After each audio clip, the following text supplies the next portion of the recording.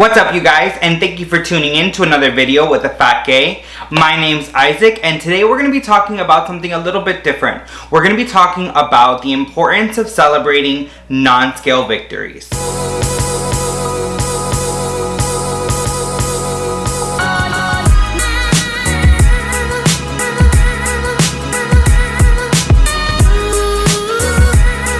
So in my last video, I decided that I was going to go ahead and tell you guys that I'd lost 40 pounds in 2 months, which I'm really excited about, and I'm going to talk a little bit more about in my video on Thursday.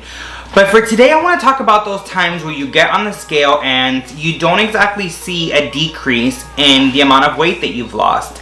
And it's really easy in those situations to get extremely discouraged when you're not seeing the results at the pace that you want to see them at, right? So everybody's like, ay, Dios mío, I want to lose weight, but I want to lose the weight right now.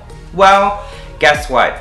Those things aren't usually sustainable, and another thing is that you're probably doing something that may be either A, not healthy, or B, you're just setting yourself up for a really fast weight gain when you're done with this program that you're on with your fast results. And that's something that I have to have a conversation with myself about on a regular basis.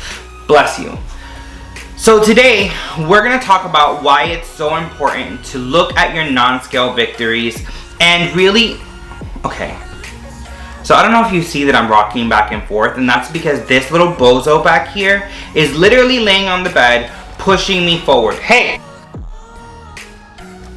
When we start having conversations about what does success look like when we're trying to get healthy, whether that's I want to lose 60 pounds or I want to be able to fit into these pair of jeans that I purchased not so long ago, it's really different for everyone. For me, especially, yes, I do want to change my appearance, but I also really want to focus on how I feel. I want to feel comfortable in my own body, and that's something that I haven't had in a really long time. So that's really what's motivating me and pushing me forward. So I'm going to tell you a couple of my non-scale victories that I've had since I started OTF, and to kind of really push you to not look at the scale and the amount of progress that you're making within a certain amount of time as something that is making or breaking your success in your weight loss journey. So one of my most recent non-scale victories that I had is I've talked to you guys in the past about the fact that I've started a weight loss journey on multiple occasions, right? So it's nothing new. It's not like this is the first time, but this is the first time that I'm doing things the way that I'm doing them. So I am really excited about that. However, a couple of years ago, I was in the gym consistently, I was eating healthy, and I'd lost a lot of weight. And I was doing really well. And my dad, being the awesome person that he is, because you know I'm 27 and I'm still getting Christmas presents, but I ain't mad about it, so I ain't gonna say nothing. Hello, say hi. Or not. So my dad got me a whole bunch of gym clothes for Christmas. And I'm not talking about like 1 or 2, I'm talking about like he got me like 7 pairs of basketball shorts for the gym. He got me a whole bunch of dry fit t-shirts. He got me these legging things that you wear underneath your gym shorts. I mean, so much. And when I got home and I tried them on, they all fit me really nice, but I never took the tags off of it. Bless you. And I'd never really worn it. So a couple of months later, I decide, hey, I'm getting back in the gym. I want to wear these really nice clothes that my dad got me. And it's like Under Armour and Adidas and Nike and all those great things. And I went to put them on and none of it fit me. Like, nada. Like, you could barely get those basketball shorts past my thighs kind of thing. I mean, it wasn't, didn't work out right. And I was really upset, and I apparently was not ready to make the changes, and we'll talk about being not ready at another point. I wasn't at a place where I was pushed hard enough, or I wasn't pushing myself hard enough, or I really just wasn't unhappy enough to come to the decision that I needed to make a change in my life. And I continued to gain weight, and unfortunately, none of those clothes fit me. And I felt really guilty. I'm like, here's my dad, you know, really trying to be supportive of me, and este gordito did not fit in the clothes. So that was something that I was like really irritated about. However, about a week ago, I was slacking and, you know, not doing laundry because, you know, sometimes I don't want to wash clothes, you know? Okay. And I don't know about you, but anybody who started going to the gym more, you know, than normal, especially if you're going 3, 4, 5 times a week, you notice that you have to start washing laundry a lot more. And no one likes doing laundry, and if you do, DM me or send me an email because I will give you my address and you can come do my laundry. But anyway, that's not the point. So I had to go to the gym. It was like 6 o'clock and I had nothing to wear. And I was like, I don't have clothes for the gym. So what I do is I grabbed an old t-shirt and I cut off the sleeves and I threw that bad boy on, but I had no shorts and I was like, what am I gonna do? So I'm like, you know what? I'm pretty sure I have a skinny boy drawer of, you know, when I'm hopefully gonna fit into the gym clothes my dad got me. And I hadn't really lost that much weight at this point. So I was scared. So I grabbed a pair of gym shorts and I threw them on, and it wasn't like a super easy, you know, thing, but I got them on. And guess what? I just got 7 new pair of basketball shorts with tags still on them that fit me, and I've had 0 issues, and they worked out wonderfully, and I was super excited about the fact that I finally had something to wear to the gym. So that was a huge win for me. The shirts are still a little too tight. I've worn 1 or 2. I think I wore one of them in my last video, but we're getting there little by little. So I feel really excited about that. And that was a huge win for me. Another thing that I was really excited about when I finally got to this point and I was like, well, things are going really good, right? Is when I first started at the gym and I was in the power walking category.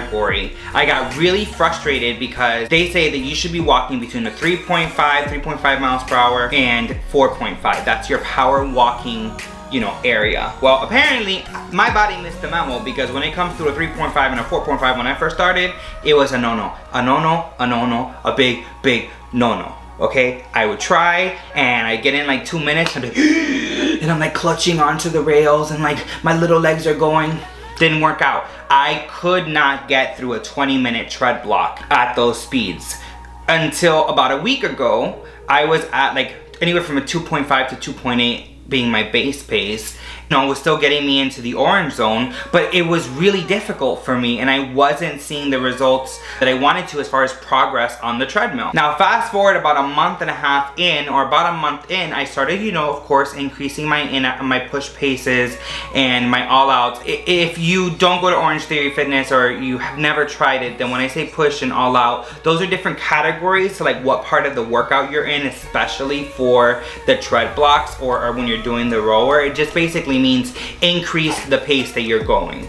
So I slowly started working forward to get more comfortable and find a pace that worked out for me, and eventually I noticed that it was less difficult. So now I'm able to go anywhere between 3 miles per hour and 3.5. I'm able to do that consistently within a base pace. Now, a couple of weeks ago, maybe like last week, I was able to do an entire class between a 3.5 and 4 for my base pace, and I felt great. Granted, it was difficult. I was really pushing myself, and that was a huge win for me because I was able to finally fit into the power walking guidelines that they'd given me. Now granted, my coach did like stop me like 2 workouts ago and was like, hey, you're grabbing onto the rails. If you're not able to go at those paces without grabbing onto the treadmill, then you need to bring it down. I don't know about you, but I was not happy. I was not even like a little happy. I was really upset. I'm like, I finally get to this place and I'm working out at the pace that I want to be working out at, and guess what? Now I need to bring my speed down because of whatever. Ignore that tangent, a little bit of a rant. Anyway, you may be asking, well, how is that a non-scale victory if you end up having to bring your speeds down? The reason it's a non-scale victory for me is because I'm seeing progress. I see that I'm able to push myself more than I was when I first started going to the gym. And that's what's important, is the fact that there is progress. You're not just kind of staying stagnant in your workouts, and you're pushing yourself to a point where you're starting to see that you're improving. And that's one of the most important things that you can have when you're going to the gym successfully. Another non-scale victory that I've had and that I'm excited about, slash it was kind of crazy and not that fun because of XYZ, and I'll tell you about that in a moment, was that I actually yesterday completed a 5K. Now, hold the phone, let's be real. I'm gonna be super honest with you about something. When I say I completed a 5K, that doesn't mean that Gordito over here ran a 5K, because Isaac did not do no running, okay? Like none. You heard that, Luca? Hey, hello. Well, he didn't want to talk to me. I didn't run, okay? I walked at a decent pace for the 5K, and I did it within a certain amount of time. That's what I'm gonna say. I did it between a certain amount of time. Okay, but that's not something I would have ever volunteered for. Anyone who knows me is like, oh, you wanna go to a walkathon? Do you wanna go and do like a walk for this or a walk for that? And I'm like, no, I don't, okay? I walked in the Pride Parade for my old job and that was like a mile and I was like, where's the bench? I don't wanna do this. Okay, so that was a really big win for me, was that I had finally gotten to a place where I was able to do this 5K for arthritis and support a good cause without dying, right? That's what I'm thinking, and I was like super excited about it. However, did this dog seriously just jump over me? That's rude. About 2 miles in, my left foot was on fire. So about 3 or 4 months ago, I noticed that I have what's called plantar fasciitis. And essentially, your plantar fascia, I'll put a picture up. It basically has issues with the stretching and the thing. I don't know. Okay, long story short, my gordito-ness has contributed to an issue where my foot, when it's not stretched consistently, it's painful, right? So it was bad. I mean, I was in a lot of pain and I was like really irritated. I'm like, here I am buying shoes because, you know, I'm bless you, I'm struggling with my plantar fasciitis. That's it, you're out, no more, bless you. So I'm struggling with my plantar fasciitis and I spent X amount of dollars on a pair of shoes and boom, now it's causing me to struggle to finish this 5K. And I was with one of my best friends, my roommate, and she's like, you got this, keep pushing, don't give up. And I'm like, I'm not into it, okay? I was in pain. And I finished, right? Because I didn't really have a choice, because it's not like I could call an Uber and take myself back to my car. Yes, I considered taking an Uber because I was in pain, but I didn't. I had to like limp my happy butt back over to the car once we finished the 5K, so I wasn't even feeling super celebratory, and booked myself a massage that day. My roommate helped me with, you know, this thing for my foot, and that, you know, with the massage and some KT tape, which I posted about on my Instagram, things are feeling a little bit better. So I didn't go and continue my 12 days of fitness today because I didn't want to push it, I didn't want to overdo it, but I was extremely excited once the pain gone down and I was back to normal that I was able to complete the 5K even with that issue, and that's something that I never thought I would do, and I was extremely excited about it. Another non-scale victory that I've had recently. What does this progress mean? What do these non-scale victories mean for us that are on a fitness journey, are really trying to make progress and get healthier? It means something different to everyone. But for me, I know that my lack of pan cubano bread eating and my galletitas that I'm avoiding, and the fact that I'm going to the gym consistently and I'm trying to be cautious and be conscious of what I'm putting into my body, it is starting to take effect. Yes, the scale is going down, and there are days where it goes up 1 or 2 pounds and then back down 1 or 2 and then 3. Granted, I'm still struggling to only weigh myself once a week, even though I made that up, you know, in my video. I told you guys I was struggling with it. I didn't lie. Anyway, I am starting to see progress and I'm really excited about it. So, and I'm talking to myself as much as I am talking to anybody who's watching this video.